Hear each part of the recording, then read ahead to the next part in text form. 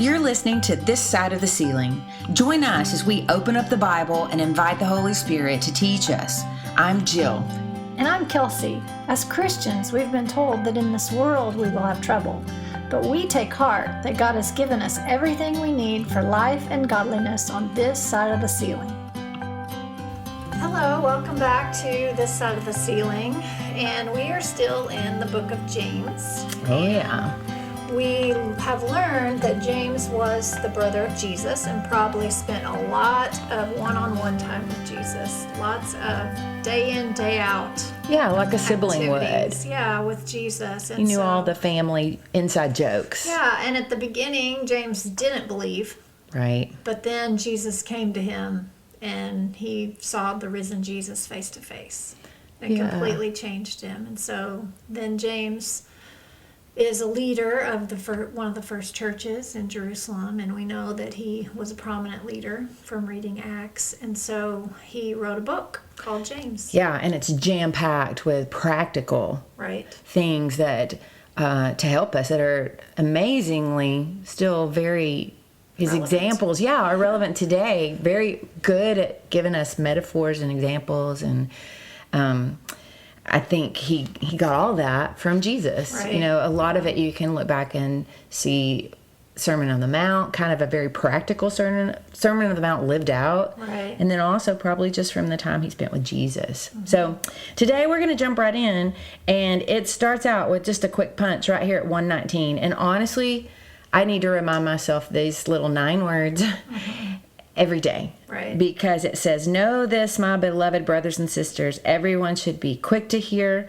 slow to speak, and slow to anger." Mm-hmm. You know, I can remember my grandmother telling me, you know, "Jill, that's why God gave you 2 ears and 2 eyes and only 1 mouth."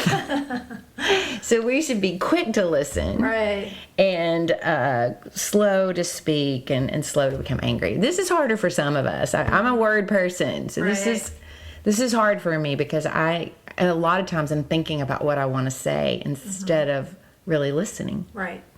So there is a whole lot we can learn from this. And since we've been talking about James knowing Jesus, I do think Jesus never asks us to do anything that he doesn't model for us. Right. And so if he's asking us to be quick to listen, I think he probably was too. And God is. Jesus was fully God. So... Right. Look, we have some verses about stuff like that. Mm-hmm. I have Psalm 55, which I don't know who wrote this psalm, and it's talking about God. But in Psalm 55, it just says, "But I call to God, and the Lord will save me. Evening and morning and at noon, I utter my complaint, and I moan, and he hears me." Yeah, so he's quick to listen. Yeah. He hears that. And then in 1 Peter chapter 3, Peter's quoting scripture, but in verse 12, he says, "For the eyes of the Lord are on the righteous, and his ears are attentive to their prayer." Oh, yeah. So the Lord's ears are attentive to our prayers. And then in Jeremiah 33, verse 3, "Call to me, and I will answer you and tell you great and unsearchable things you did not know." So God hears your call. I love that verse too, because especially I don't think we call each other very much anymore. People tend to text, you know? Yeah. And when I don't know, I'm impatient, I guess. But when I call someone, I really want like, you're good at answering my phone call. Like, you have a watch or whatever. But, you know, sometimes you really just need to say one thing to your husband or to your somebody, and they don't answer really quick. And so this verse, I know it wasn't talking about telephones. Right. But it says, "Call to me, I will answer you." Right. It's just like...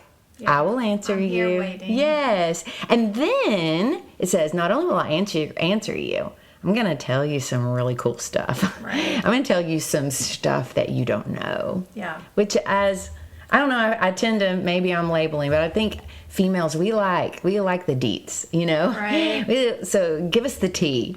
And so God says, "Call to me and I'll answer you, and I'll tell you something pretty interesting." Right. So that's good. But then also being quick to listen and being slow to answer, to speak. Right. And I think Jesus modeled this really well. Yeah, in particular think of the situation with the woman caught in adultery. Yeah, that's a good one. When he just writes on the ground, we're not really even sure what he wrote, but it seemed to be just calm the crowd and calm the accusers. And I'm sure it even got her attention as he's writing on the ground, and he's just slow to speak. And then what he does say is significant. Those that have no sin cast the first stone. Yeah. Just lots of wisdom. But I think the patience before that, the slow to speak, and wisdom comes out. Yeah, and it just like you said, it calmed the situation. I think they were even like asking him questions, and he's just drawing in the dirt, Right, let's let temper simmer down. And I think about the trial too, when he talks to Pilate a little bit, but they take him to Herod, and it makes it sound like, oh, Herod's been excited to see this guy, and he kind of Right. wants Jesus to perform. And he asks Jesus all these things, and Jesus just doesn't say a word. Right. He realizes it's going to fall on deaf ears. Yeah, it's not helpful at all. Right. And so he chooses not to speak. Right. Such good examples and good reminders. And then slow to anger. I think this is an attribute of God that God uses to describe himself. And I want to read this because back in Exodus 34, this is the story where Moses is up on the mountain with God, and he's doing this again because he's already taken the 10 Commandments once, and the people made the golden calf, and Moses threw the tablets, and so he's back up with God again.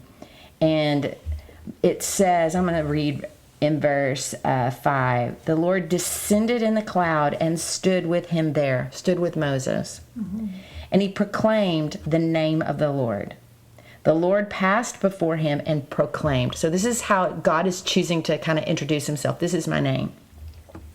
The Lord, a God, merciful and gracious, slow to anger, and abounding in steadfast love and faithfulness, keeping steadfast love for thousands, forgiving iniquity and transgression and sin. And it goes on a little bit, but I love that he describes himself as slow to anger. Yeah. Better than slow to love and abounding in anger. He's slow to anger and abounding in steadfast love. I don't know if you had a parent, but I had one parent that was easier to anger.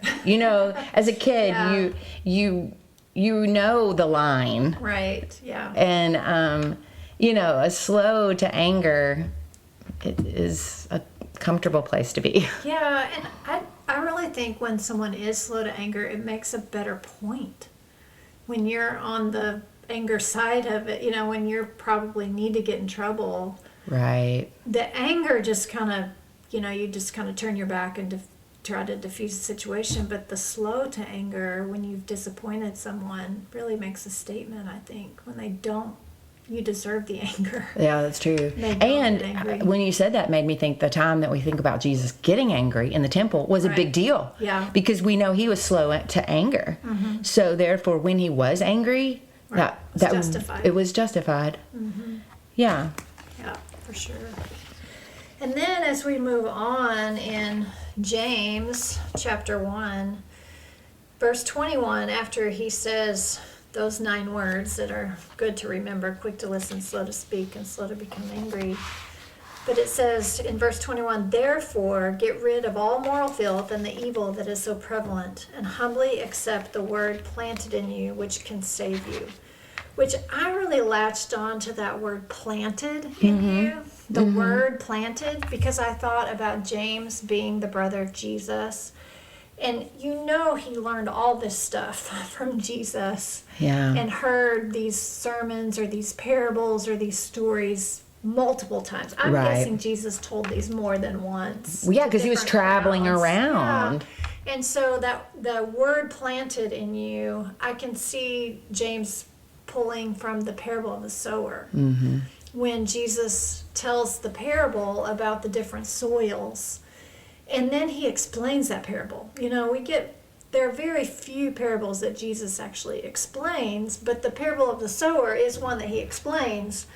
And in Matthew chapter 13, it says, "Listen then to what the parable of the sower means. When anyone hears the message about the kingdom and does not understand it, the evil one comes and snatches away what was sown in his heart. This is the seed sown along the path. The one who received the seed that fell on rocky places is a man who hears the word and at once receives it with joy, but since he has no root, he lasts only a short time. When trouble or persecution comes because of the word, he quickly falls away. The one who received the seed that fell among the thorns is a man who hears the word, but the worries of this life and the deceitfulness of wealth choke it, making it unfruitful. But the one who received the seed that fell on good soil is the man who hears the word and understands it. He produces a crop yielding 160 or 30 times what was sown." And so all these seeds have been dropped into what Jesus calls their heart, the word, and they've been planted. But so all of them heard the word, but only one of them let it grow roots and bear fruit. And so I think that the word planted in you, I think of when something is planted, it grows both down into the roots, very deep. So he wants that word to be deep planted in you. But then it also produces fruit. You get growing up and out and changing and growing. And so I like that, just the way that that's worded, the word humbly accept the word planted in you, because that's the parable of the sower, when the heart is humbly accepting that word that's been planted in the heart. Yeah, and we can't make it produce the fruit, but we receive, it's how we receive it. Yeah. And we can tend that soil. Yeah, and we can allow the light and the water Right. To penetrate that. And so, Yeah, that's a great analogy. yeah. Well, if we keep going, we want to get to the end of the chapter today. So verse 22 through 24 says this: "But be doers of the word, not hearers only, deceiving yourselves. For if anyone is a hearer of the word and not a doer, he's like a man who looks intently at his natural face in a mirror. For he looks at himself and goes away and at once forgets what he was like.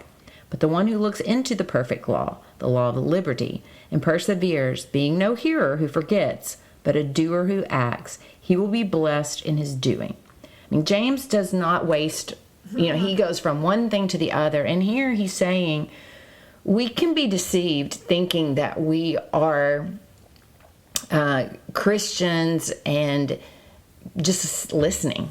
Right. But that really our faith needs to be put into action. And Right. James is going to talk more about this. But he tells us that the motivation should come from this idea that we have looked into the perfect law, the law of liberty, of grace. Right. And so he says, because of what God has done for us, that should motivate us. It makes me think of the verse in 1 John 3:18, which says, "Little children, let us not love in word or talk, but in deed and in Right. truth." Yeah. This idea that love is action. It's not just talk. And we know that with Right. in our relationships.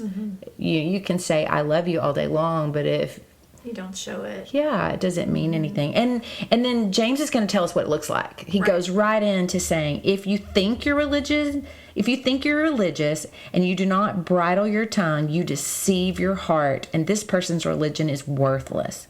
Religion that is pure and undefiled before God the Father is this: to visit orphans and widows in their affliction, and to keep oneself unstained from the world. Yeah, so he tells us it's worthless if we can't control our tongue. Ouch. Yeah. So, that's the really good place to start. Talk about slow to speak. Yeah, isn't that true? Yeah. Like, if we're going to be accountable for every word, if we should slow down. Right. Yeah. It goes better for me when I slow down. When I take a deep breath and slow down and think, how am I going to respond? Instead of just reacting. Yeah. I'm so bad at that. In fact, that's a big saying that my husband likes to tell me is, now remember, go slow to go fast. Yeah. Because I want to go fast, and Right. and that's when you drop something and break it or spill something, and it's the same with your words.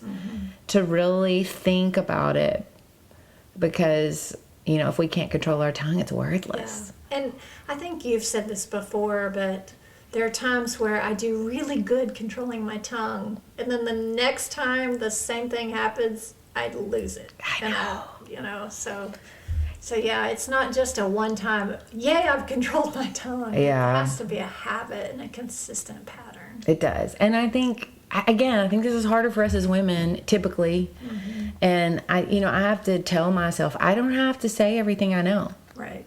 It's okay. Slow to speak. Right. Yeah, control the tongue. That's right. And James says that's what it doesn't look like. But here's what it does look like is to take care of widows and orphans. And, you know, these were the people that were vulnerable, the most vulnerable in that time. Right. So I do think it is good to take care of widows now and orphans now. But really what he's saying is the vulnerable around you, the people that can't return the favor. Right. You know, you need to be helping their load be lighter. And if you're not, that reminds me of the parable with Lazarus and, you know, the one who sat by his porch, who the rich man never saw Lazarus. Right. And so he says, your faith is not doing me any good if you're not helping. And you have to see them first. Yeah, and to be able to help them. To help the vulnerable. But that's what you tend to think. I hear people say, pre-religion, take care of the orphans and widows. Right. But there is one other part. It says, and keep oneself unstained from the world. That's hard too, because I really don't like to admit how much of the world I have on me. Right. Because the world is constantly telling us, dress like this, watch this, listen to this. And I want to, because you're hearing, oh, this is so funny, or oh, this is so great. Yeah. You know, even I can remember when what are those real comfortable shoes that came in? And I thought, those are the most ugliest shoes I've ever seen in my life. I'll never buy those shoes. The Hoka? No, it's the ones with the two straps over them. And sure enough, I bought them because they were, you know, all of a sudden everybody had them, and all of a sudden, well, maybe those are cute. They're so comfortable. But I can remember thinking, those are the ugliest shoe. But then the world gets on you, and you are stained by them, and all of a sudden you think, I need that shoe. Yeah. Yeah. Birkenstocks. Oh, Birkenstocks. Everybody probably loves Birkenstocks, and I do too. Now they feel very comfortable, but I can remember thinking, those are the ugliest shoes. I will never buy them, and I now own Birkenstocks. Right, yeah. Well, and I think it's you that also said that, you know, the bird's going to fly over our head, but we don't have to let it nest there. So we don't have to let it stain us. You know, That's right. Takes some time. That's true. To get you stained. That's right. And, you know, if something spills on us, we can wipe it off. Right. You know, we can let that grace wipe it off. A stain is going to be bad if you don't treat it. Right. You know, so, yeah, my dad used to always say that. I don't know that it was original to him, but, you know, you can't keep the bird from flying over your head, but you sure can keep it from building a nest. So he's also the one that likes to call this side of the ceiling. And I think that for as long as we're on this side of the ceiling, we're going to struggle with controlling our tongues and being quick to listen and slow to speak and slow to become angry. Yeah, But James reminds us. He does, and we need that reminder. Thanks for listening and journeying with us on this side of the ceiling. See you next time.